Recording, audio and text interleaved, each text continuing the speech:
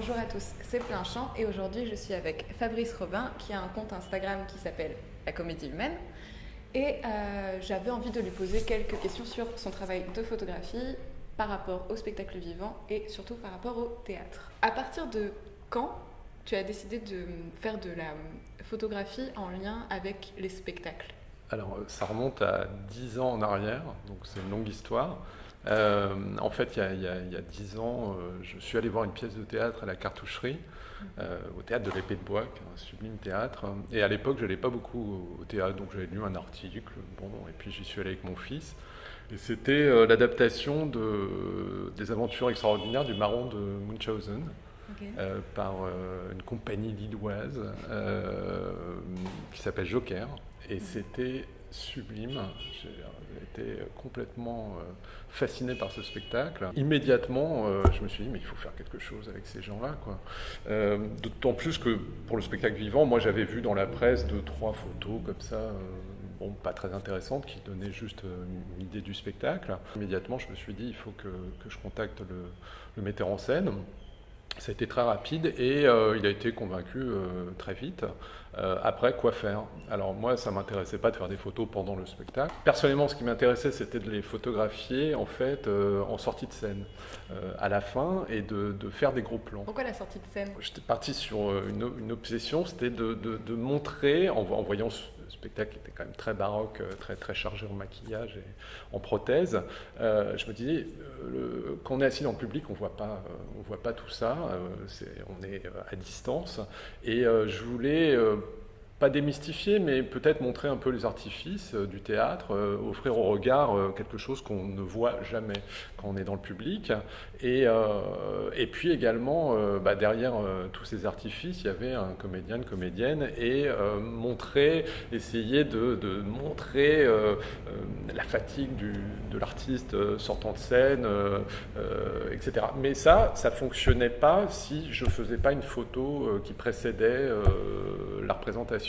Donc du coup, j'ai eu l'idée en fait de faire 2 photos, c'est-à-dire une photo en pied, en situation de jeu des comédiens. Je leur demandais d'être dans leur personnage, dans une attitude de jeu. C'est exactement comme avec les danseurs, c'est-à-dire que immédiatement la gestuelle était absolument parfaite. J'avais très peu de choses à corriger. C'était un tableau vivant, c'était parfait. Juste, je vais répondre par rapport à ce que vous dites. Moi, je me suis rendu compte des artifices de 40 degrés sous zéro, des masques notamment, grâce à votre travail de photographie. Je ne me rendais pas compte à quel point ça prenait la moitié du visage. Et du coup, c'était ça qui était intéressant de voir le contraste entre la prothèse et le visage, quoi. On ne se rendait absolument pas compte. Et ça, du coup, vu que c'est une photo de buste, ça a été fait après? Alors... c'est un cas particulier, c'est un peu comme pour l'opéra. C'est-à-dire qu'en gros, j'ai fait des photos avant, pendant, après. J'en ai fait tout le temps.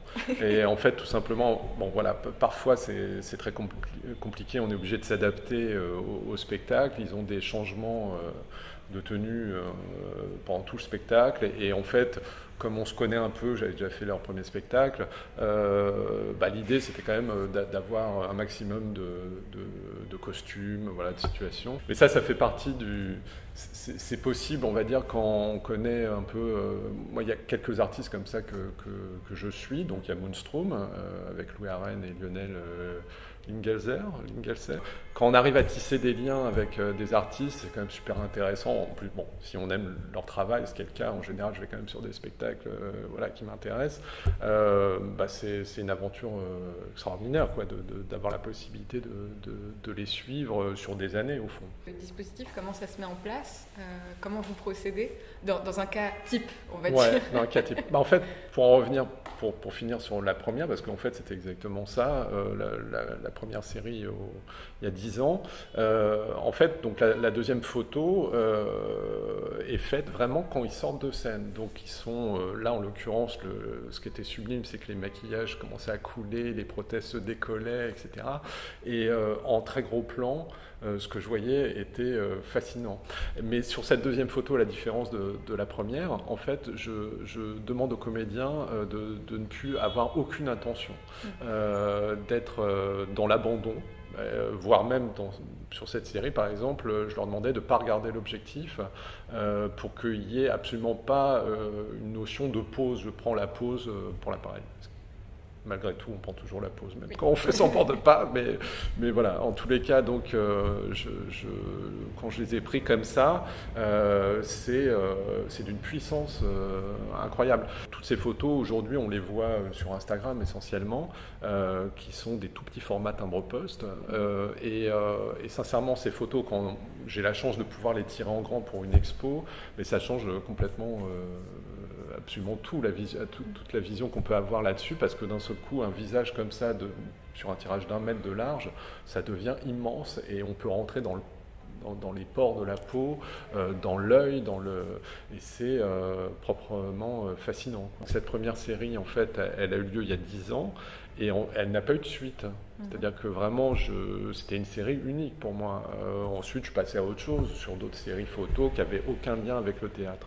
Et c'est seulement en 2015, après, on va dire, une petite remise en question professionnelle où on se demande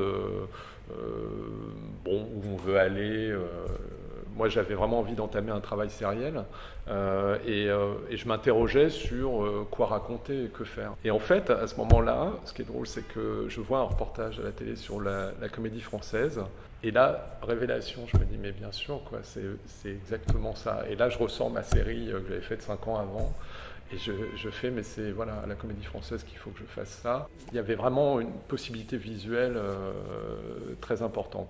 Alors bon, une fois qu'on se dit ça, voilà, on se dit comment y arriver. Et là, c'est devenu, là, je me suis rendu compte que c'était compliqué. J'ai commencé à chercher un peu des spectacles qui étaient un peu puissants visuellement. Alors c'est vrai que je partais un peu plus sur des choses baroques. J'ai fait en 2015 un seul spectacle, hein, pour dire que c'était compliqué de trouver des spectacles. C'était à Versailles, au Montansier. C'était Yvonne, princesse de Bourgogne. Et là, je me suis retrouvé, alors pas du tout dans des bonnes conditions, je me suis retrouvé dans des loges, mais c'est le plus vieux théâtre en France, hein, je crois, plus ancien, et dans des loges toutes petites et tout. Enfin bon, voilà, c'était exigu, mais on a fait des photos super. Et il a fallu quand même qu'il y ait des rencontres derrière, parfois fortuites, hein, vraiment dans une galerie. J'ai rencontré quelqu'un qui s'occupait de la communication des Tréteaux de France, dont le directeur est Robin Renucci, et puis il m'a permis de les suivre sur 3 spectacles dans l'année. Donc du coup, ça aboutit effectivement sur un projet d'exposition à la Cartoucherie. Et donc ça a été une chance énorme, parce que c'était déjà de belles créations. Robin Renucci, voilà, quelqu'un de... Parce que je l'ai vu, en fait, il y avait 2 pièces qu'il a mises en scène. Il y avait La Valeur, il y avait... il jouait dans l'école des femmes, et c'était Christian Scaretti qui avait mis en scène. Et puis la 3e, c'était le Faiseur, qui avait mis en scène avec des costumes sublimes, vraiment. Et voilà, donc ça a vraiment débouché sur une chouette expo. Et puis, autre rencontre déterminante, ça a été Nazim Boudjena, qui m'a ouvert le premier les portes du français. Ça s'est organisé au dernier moment, sur la dernière de Intérieur, donc. Et donc c'était un grand souvenir, une grande pression, parce qu'une fois de plus, déjà c'était la Comédie Française, même si on était au studio quand même. Et donc la photo de plateau, alors il y avait Anne Kessler, Anna Servinka, Thierry Ancis et Pierre Ancis, son fils. C'était la dernière, et donc je fais les photos sur le plateau, ça se passe très bien, et puis je me retrouve pour la 2e photo, on va dire dans le foyer, mais le foyer au studio, ça fait 6 mètres carrés, hein, c'est tout petit, quoi.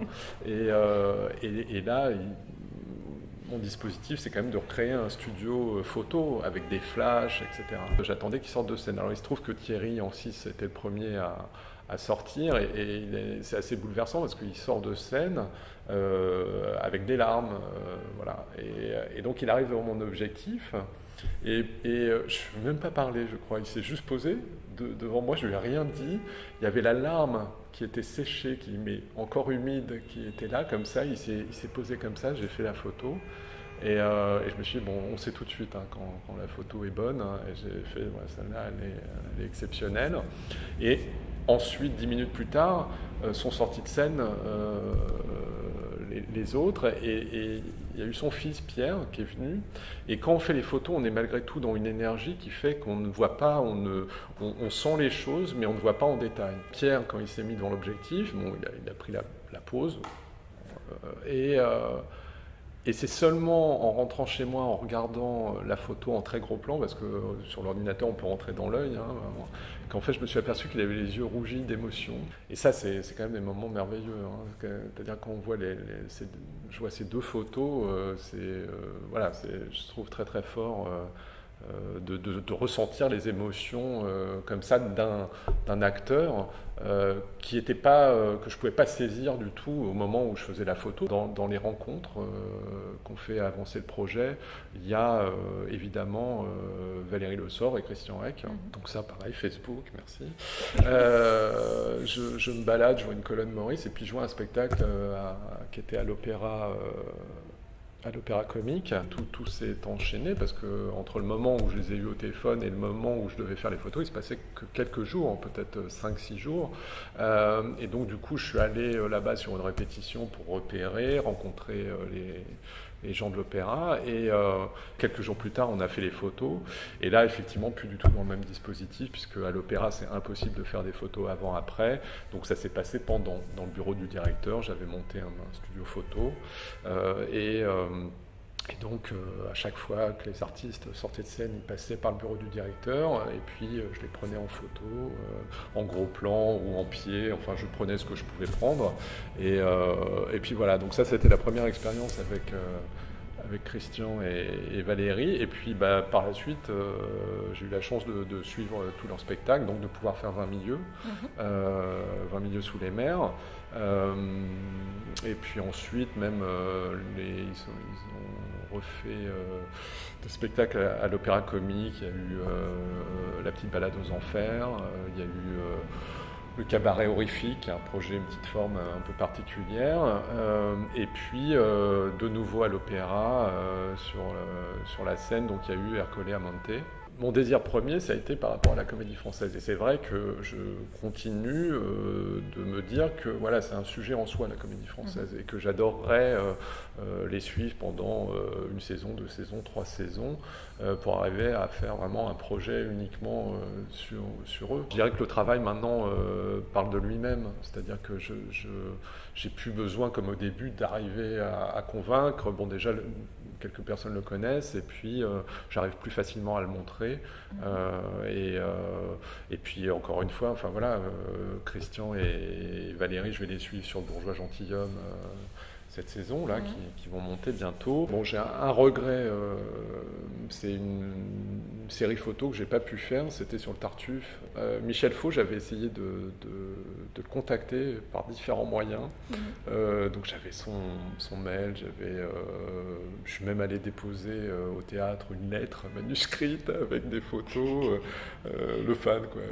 Je voulais vraiment arriver à faire des photos, et j'ai eu un grand regret parce qu'en fait il n'a pas voulu que je fasse des photos sur le Tartuffe. Et ça s'est pas fait, et puis je crois, je sais pas, ils ont fait tellement des spectacles, il y a 1 an et demi plus tard, il se trouve que je le croise dans les couloirs, dans les coursives de l'Opéra Comique, puisqu'il préparait le postillon de Longjumeau, et là, je me dis, c'est ma chance. J'étais là pour autre chose. Oui. Et je fais bonjour Michel.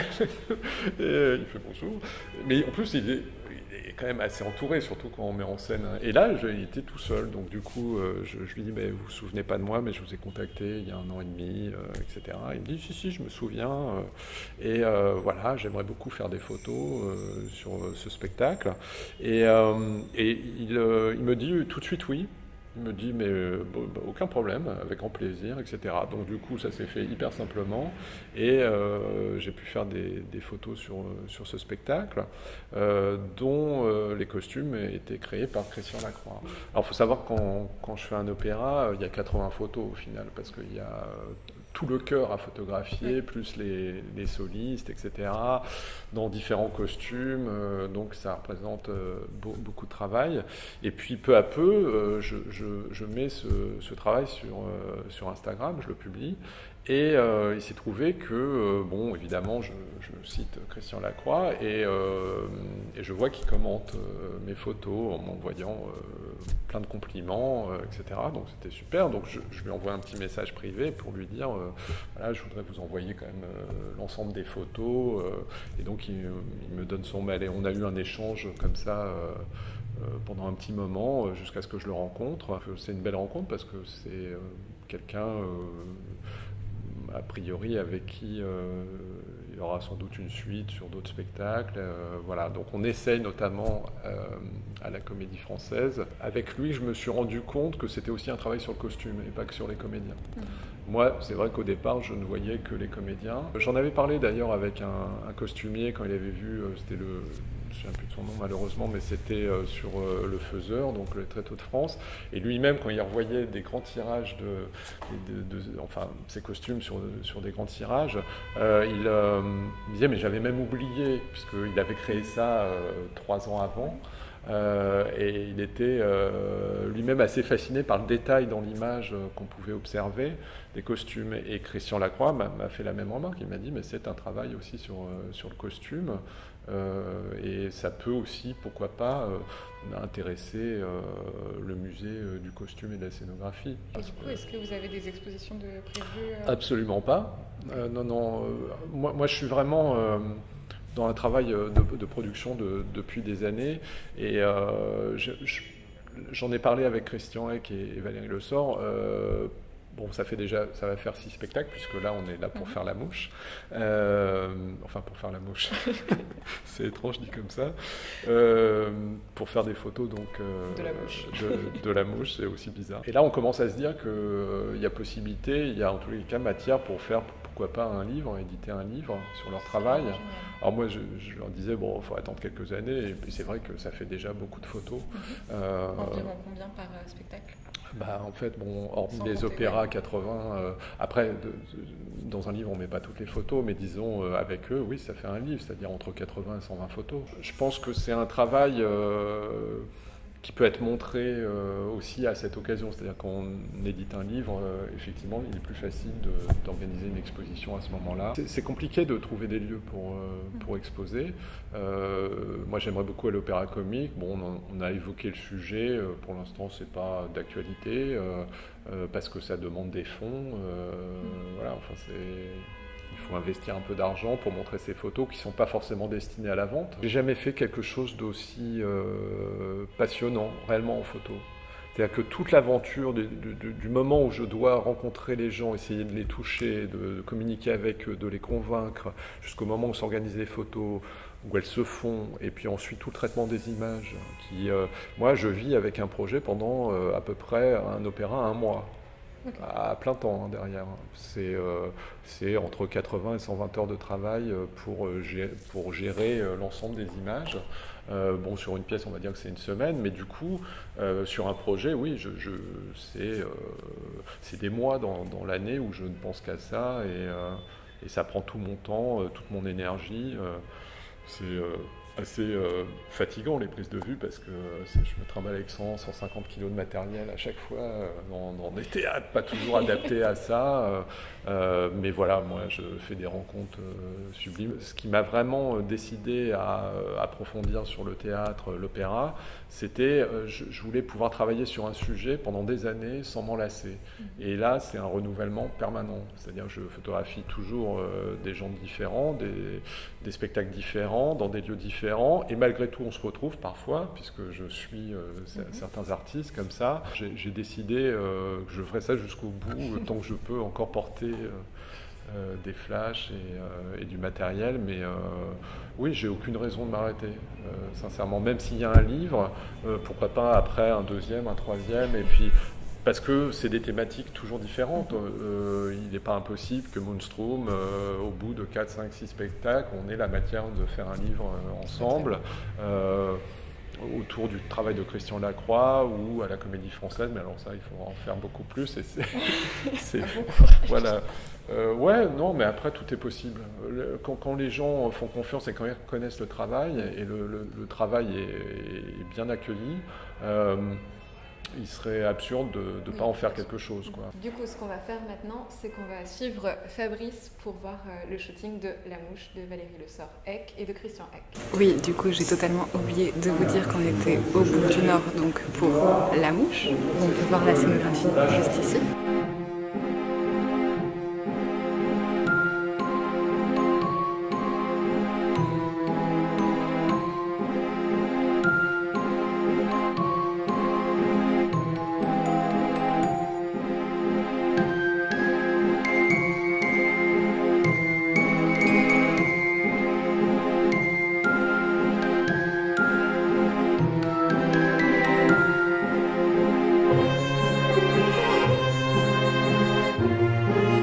Comme ça, on va faire peut-être une photo. Charlie, viens manger. Alors je te prends pas au moment où tu parles. Je sais. Voilà, il est là. Tourne le visage légèrement par là. Je suis obligé de shooter lentement parce que le flash se recharge très lentement là-bas. Tourne le visage un petit peu par là. J'ai 2 secondes entre chaque photo. Voilà, là c'est bon.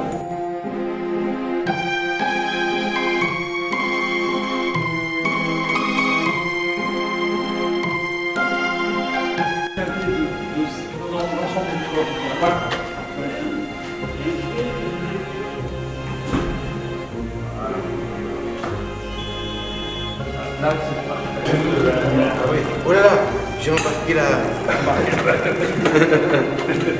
Alors, ah oui, regarde, il est là. Donc je suis bien placé n'importe où. Toujours sur la main, tu vois.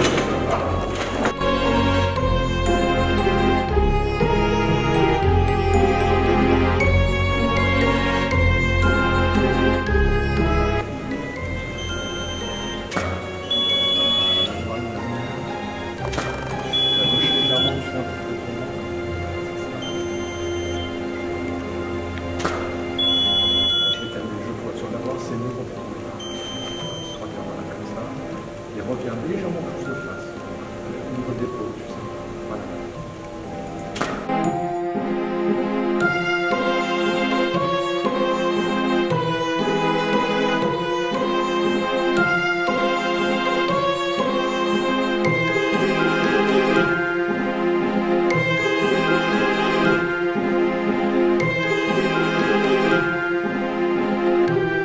Merci à vous d'avoir regardé cette vidéo. Si elle vous a plu, vous pouvez vous abonner, la liker et la partager. Et moi, je vous dis à bientôt pour d'autres vidéos.